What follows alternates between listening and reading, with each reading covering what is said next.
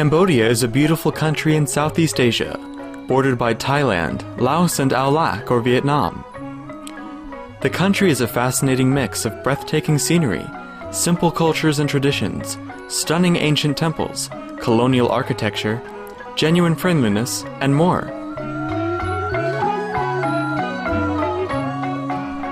Cambodia has a magnificent and spiritual past. The glory of the Khmer Empire stretched from eastern Thailand and Laos to South Ao Lac or Vietnam. The temples of Angkor, capital of Cambodia's ancient Khmer Empire, are a perfect fusion of creative ambition and spiritual devotion. Angkor Wat is still the spiritual heart of the country, where people come to pray every day. Because of the spiritual atmosphere that exists in every Cambodian's heart, the country is blessed by God's grace, especially in its time of need. Cambodia has had the great fortune to receive the love of Supreme Master Ching Hai many times since the 1990s. She has provided financial assistance, and association members assisted the Cambodian impoverished war and natural disaster victims. When the country suffered through both a flood and drought season during which crops were destroyed and the shortage of food was severe, hundreds of thousands of Cambodians were on the fringe of starvation. Supreme Master Ching Hai contributed over 6,000 tons of rice, which was delivered quickly to those affected, in a large-scale project called Raising Center. In the midst of barren and desolate acres of land, Supreme Master Ching Hai and association members constructed a new school, hospital, and Buddhist temple for the Cambodians. Free medical supplies, health examinations, and medical assistance were provided by our association members in the medical field. The royal family of Cambodia, including King Singhanuk Norodom, the Queen, and Princess, have expressed their deepest gratitude towards Supreme Master Ching Hai and have invited her to the palace. At the opening ceremony of the Raising Center, Princess Marie Ranarid expressed her gratitude to Supreme Master Ching Hai. Over the years, Supreme Master Ching Hai has accepted invitations by the earnest truth aspirants to visit their land. We now invite you to listen to an enlightening discussion by Supreme Master Ching Hai with our association members entitled The Reincarnations of Shakyamuni Buddha on May 16, 1996 in Cambodia.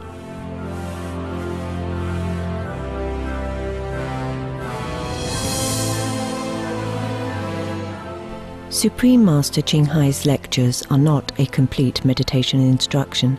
Please do not try alone.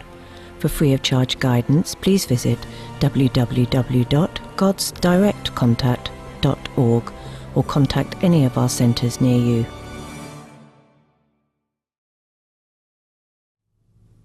It was now a full month since the Serpent King had been caught, and during that entire period he had not eaten.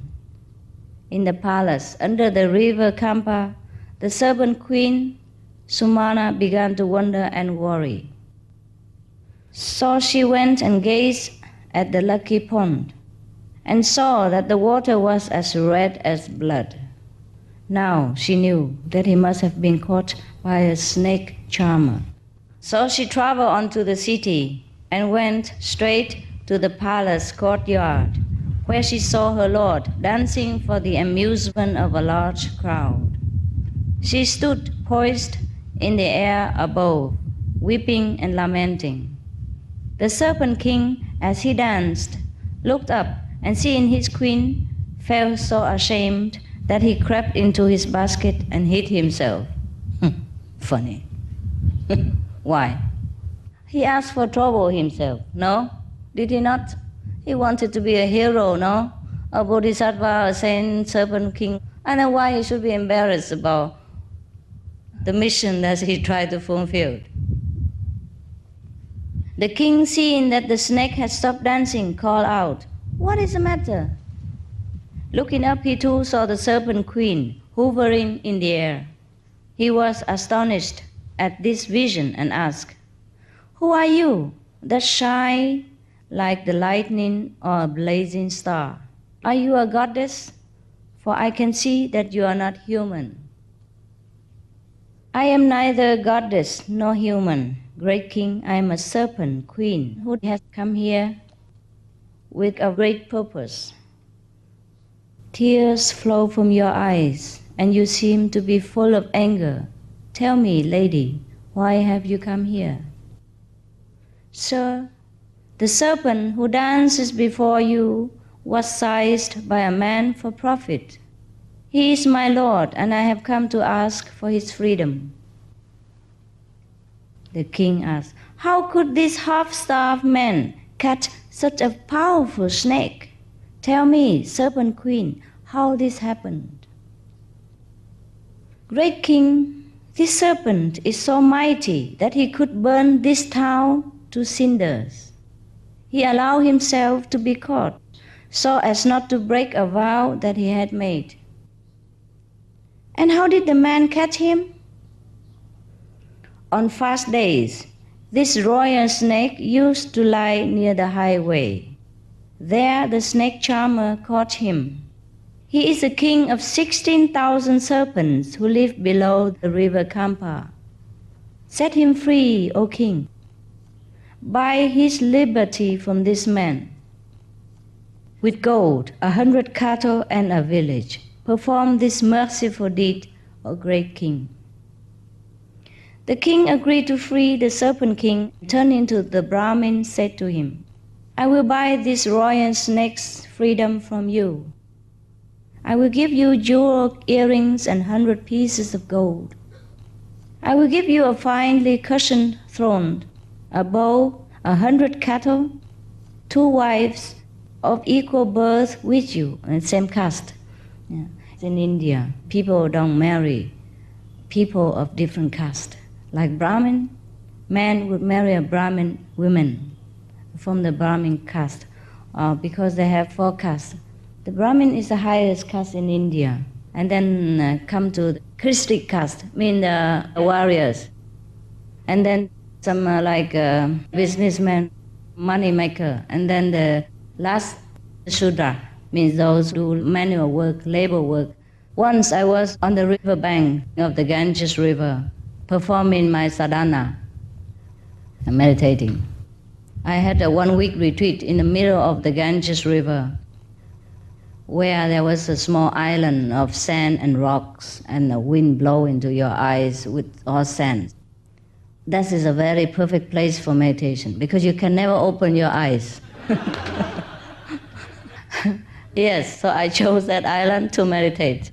On the river bank of the Ganges River, there was a holy man, very famous, because he performed a lot of tapasya, means very austere performances, like burning 12 big fires all around you during summer noontime, and sitting on the hot sand with nothing on your body, not even a head, with a burning fire as well, to symbolize the burning passion and you want to conquer it. For example, like that. Or sitting naked on the frozen night, thing like that. Huh? Everything, every austere things he did.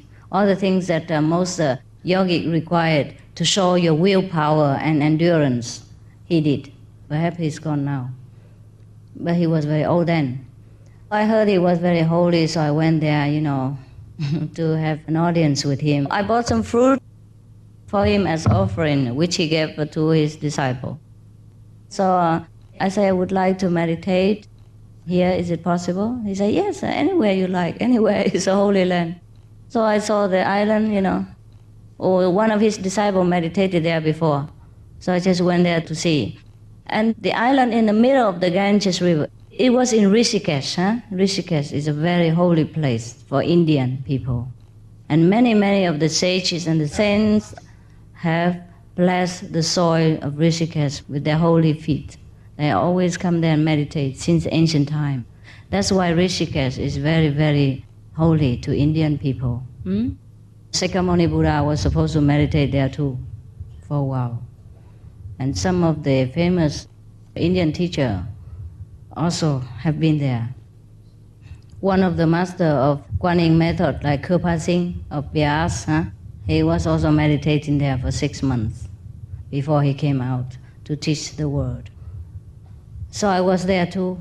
I just wear in a very ordinary cotton white Indian woman wear. It's very respectable for Indian woman. You cover your behind and your knees.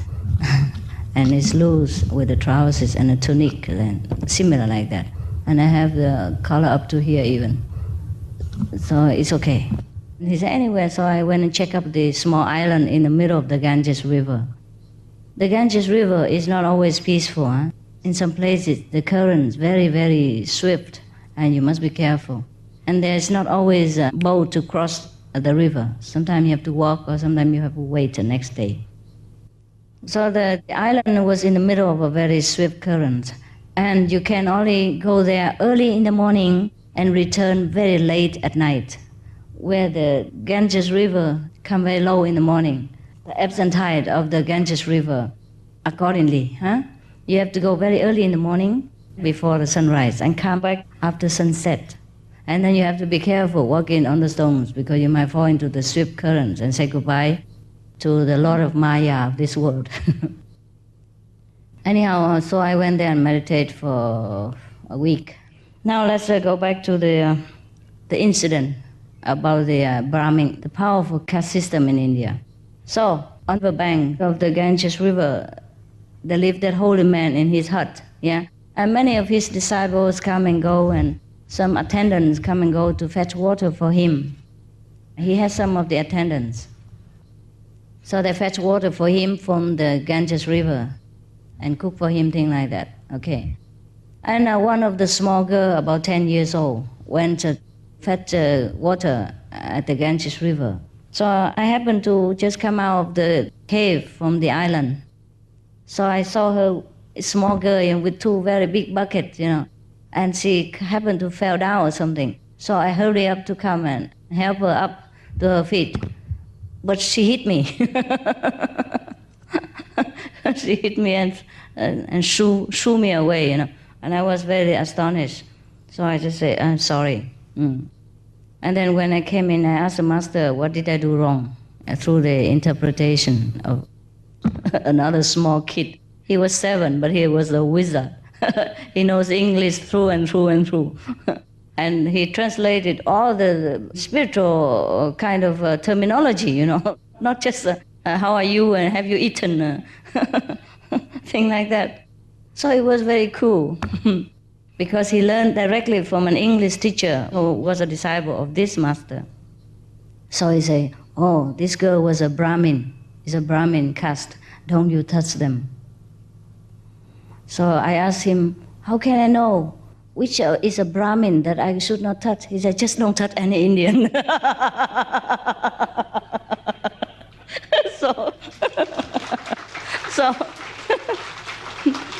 So I thought that was a very wise and enlightened advice.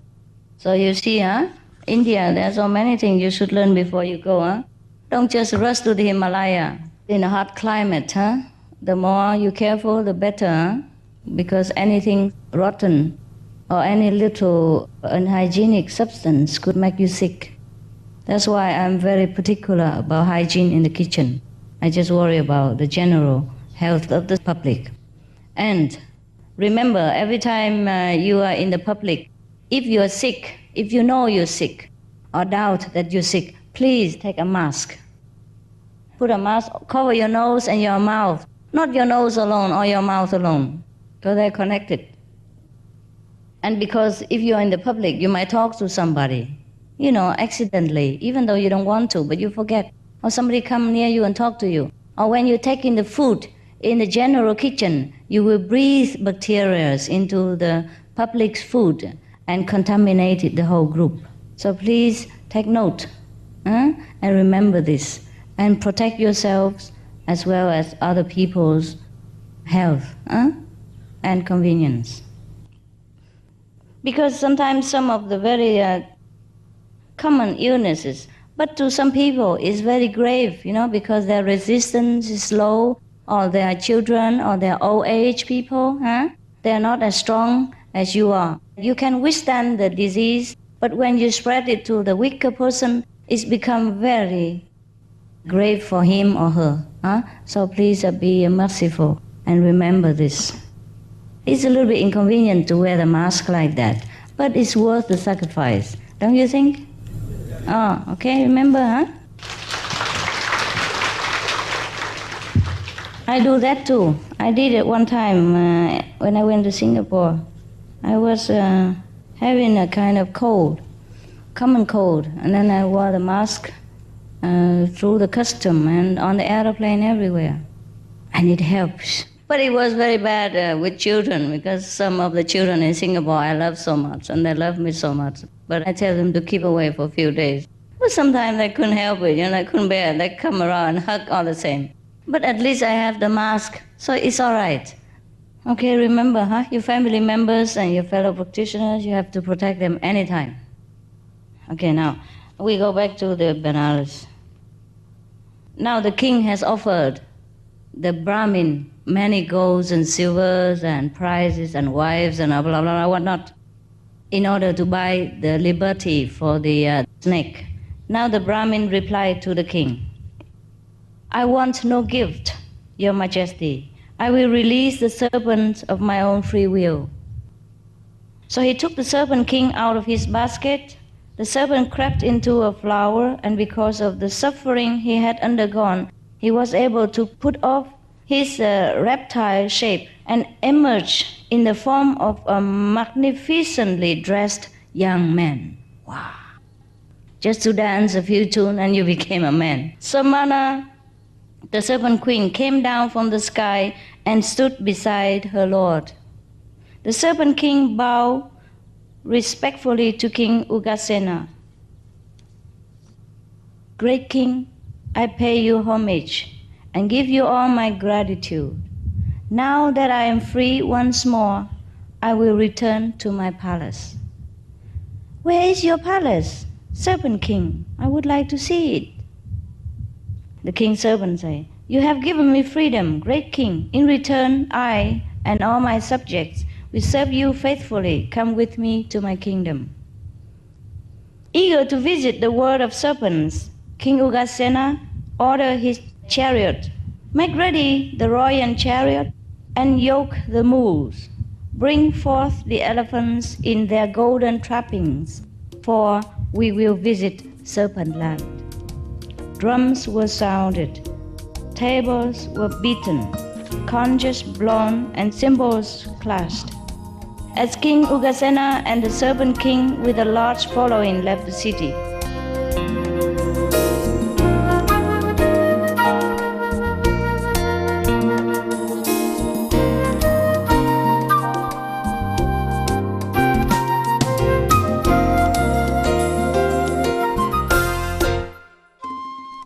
We appreciate your kind presence for Between Master and Disciples. Join us again next Monday for part 4 of The Reincarnations of Shakyamuni Buddha. Animal World or Co-Inhabitants is up next, right after noteworthy news. Please stay tuned to Supreme Master Television. We wish you much joy, peace, and abundance. For more details, please visit www.suprememastertv.com/BMD